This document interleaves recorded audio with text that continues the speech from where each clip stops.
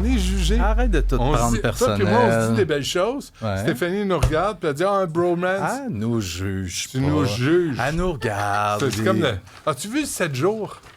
Je suis pas un grand lecteur. Les hommes les plus sexy. Tu sais qui l'homme le plus sexy au Québec, toi? Pas moi. C'est pas toi. Ah, t'as peu, ça doit être Éric Bruno ou quelque chose de même. Ah, il est sur la liste, mais c'est pas lui. Sébastien Delorme? Il est sur la liste, mais c'est pas lui. Claude Delan?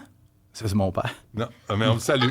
Y a-tu mieux son... Ah non, mon frère, c'est une pièce d'homme. Mais personne qui le connaît. Ouais. Non, c'est une vedette, évidemment. Michel Charette? Oui, Michel Charette. Ben, il a perdu plein de poids. Non, je trouve beau garçon. C'est qui? Moi, je trouve que 7 jours est particulièrement superficiel. Mathieu Baron. Mathieu Baron, tu sais. Mathieu Baron. Il a pris du poids en plus, là. Je trouve qu'il se laisse aller. Arrête, je donnerais des petits becs. Il est plein de tatous en plus. C'est beau, les femmes aiment ça, les tatous. Non, c'est bien toi. Puis tu sais, moi, je pensais que les femmes, là, c'était la beauté intérieure. C'est qui es-tu en dedans? Non. T'as-tu bien des cheveux? T'es-tu comme un petit peu douchebag, là? Il est beau garçon, non, Mathieu Baron. Ou c'est Roy Dupuis. Roy Dupuis, tu veux les yeux? C'est un bleu, ces yeux-là. Je me baignerais dans ses yeux. Parle pas contre Roy! Hey! Quoi? Ben, si je te l'ai déjà dit. Non, mais... Un parc aquatique, ces yeux-là. Mais moi, là, je fais des j'ai du contenu. Ça les importe Roy pas. Dupuis, les femmes adorent les gars mystérieux. Ténébreux un peu, puis il est comme ça, Roy. Ah, il est certain. T'sais, même moi, je pense qu'il me regarderait, puis passerait l'autre bord. Tu plierais des genoux. Je pense que oui. OK. Fait que, bref, t'es pas dessus. T'es pas sur la liste. Et tu devrais. Sacrilège. Quand même. Mais je trouve que c'est un manque de vision de la part de 7 jours, que je salue amicalement. Après, je les croise, là, tu sais, quand on il me voit, là. Non, mais moi, il me parle pas. Il m'aime pas. Un jeune de 18 ans tué dans un campement d'itinérants à Montréal, vraiment? Ben oui, en fin de semaine. Quand ça s'est passé? En fin de semaine, samedi soir, ben, ouvre les nouvelles, bateau. Non, des fois, je prends une pause. Ouais. Ben, j'ai besoin de faire ça un peu. Moi, j'ai pas le choix de m'en occuper parce qu'il y a des policiers qui m'écrivent. Ouais. Mais oui, samedi soir, il est à peu près 10 heures. Les policiers qui sont appelés sur Notre-Dame, pas au campement que pas mal de gens connaissent, là, sur Notre-Dame. Vraiment, intersection Sainte-Catherine et Notre-Dame.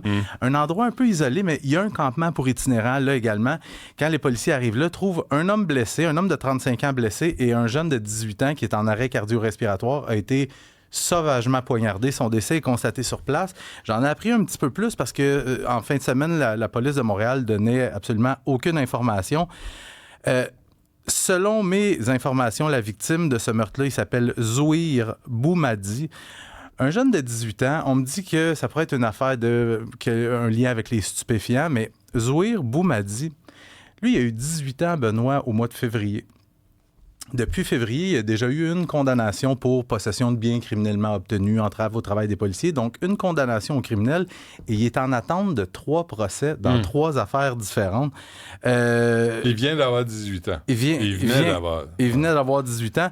Le principal dossier, c'était dans un dossier de voie de fait, vol qualifié, menace de mort, agression armée sur un policier et entrave au travail des policiers.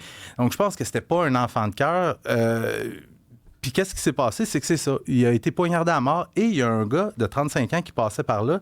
Il a vu ce qui se passait, a voulu s'approcher pour soit faire fuir le ou les suspects et il a été reçu à coups de barre de métal. Donc, c'est lui le blessé dans cet événement-là.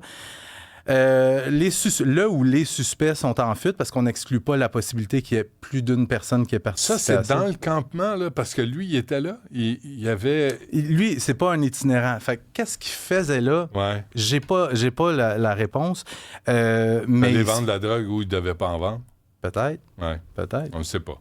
On va voir plus de détails plus tard, là. Mais là, les campements, là, c'est ça. C'est pas réglé. Là. Les campements pour itinérants, on parle essentiellement celui sur la rue Notre-Dame qui est le plus imposant. Je sais pas si t'es passé récemment. Là. Non. Ça a l'air d'une grosse poubelle à ciel ouvert. Puis je comprends qu'il y a des gens qui ont des difficultés, qui traversent des moments difficiles, qui sont là, mais ça a l'air d'être un dépotoir. Puis là, dès mercredi, la Ville de Montréal va aller démanteler ce campement-là. Oui, mais tu sais, il faut leur offrir un lieu.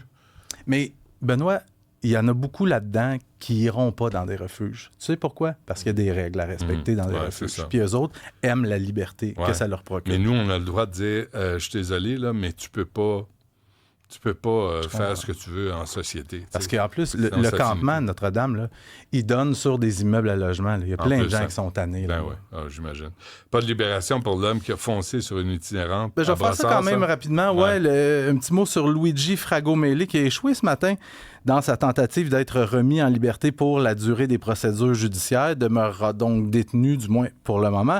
Je te rappelle, l'entrepreneur en construction, fin mai, aurait délibérément foncé sur une itinérante qui traverse une période difficile, n'est pas capable de se payer les logements parce que c'est des coûts exorbitants. Fait qu'elle s'était installée dans une headset, dans une rue résidentielle de Brossard. Puis là, on présente des images parce que Luigi Fragomeli, lui, devant la cour, dans sa tentative d'obtenir sa remise en liberté, lui, il dit qu'il n'a rien fait de mal.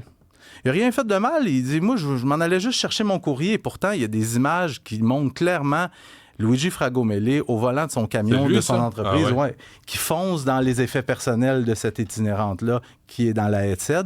Et là, elle a voulu ouvrir la porte pour lui dire, c'est quoi ton problème?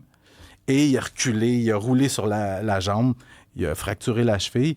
Alors, Luigi Fragomeli, il va avoir le temps de réfléchir un petit peu en attendant son procès. Et un pédophile condamné à 4 ans d'emprisonnement? Ça, Benoît, c'est une bonne et une mauvaise nouvelle, pardon. Je commence par la bonne. Il y a un pédophile qui vient d'être condamné à 4 ans d'emprisonnement. Il y en a qui vont dire que c'est pas énorme, mais au moins, c'est 4 ans de pénitencier. La mauvaise nouvelle, Benoît, c'est que ce prédateur sexuel de 67 ans ne purgera pas une maudite minute de prison. Hossein Attaoui a été arrêté en 2021 à Montréal. Sa femme, elle avait une garderie en milieu familial dans leur logement d'Annecy. Lui, ce qu'il faisait pendant la sieste, il allait chercher une des petites filles qui a 4 ans, l'amenait à la salle de bain, il faisait des attouchements et il aurait aussi exigé des faveurs sexuelles. Pas aurait, parce qu'il a été reconnu coupable. Et lui, pendant les procédures judiciaires, a été en liberté tout le long, parce qu'il était arrêté, il a comparu, on l'a remis en liberté. Bien sûr. Pendant les procédures judiciaires, lui, ce qu'il disait, c'est que la petite fille comptait des mensonges, que c'était pas vrai. C'était inventé de toutes pièces. Mais Hossein, comment ça se fait que ton ADN t'es dans une petite culotte de la fille? Tu sais. Fait que... Mais on lui a pas enlevé son passeport. Ben non, Benoît. Ou ses passeports, parce qu'il se doutait bien. Hossein est retourné d'où il vient. Là. C'est ça, il se doutait bien, lui, qu'il allait être reconnu coupable. Et effectivement, il a été reconnu coupable en 2024. Et la première chose qu'il a faite le jour du verdict, il a pris un vol aller simple pour Paris. Et de Paris, il est allé en Algérie, son pays d'origine. Et là, il va pouvoir se la couler douce là-bas. Sais-tu pourquoi? Parce qu'il n'y a pas de traité d'extradition entre l'Algérie et le Canada. Fait que là, on met en danger du monde là-bas qui ne savent pas nécessairement les crimes qu'il a commis ici à Montréal. Alors, il y a des petites filles ou des petits gars, je ne sais pas, qui sont en danger en Algérie, qui pourraient se faire tripoter par M. Attaoui. Et là, vendredi, on l'a reconnu coupable, on l'a condamné à 4 ans d'emprisonnement pour la forme. Mais on n'a pas d'escouade pour aller chercher ces types-là? Même qu'on l'arrête là-bas, il n'y a pas de traité d'extradition. Non, mais... OK. Maxime Delan, merci. Ouais. À demain. On se parle demain. Salut.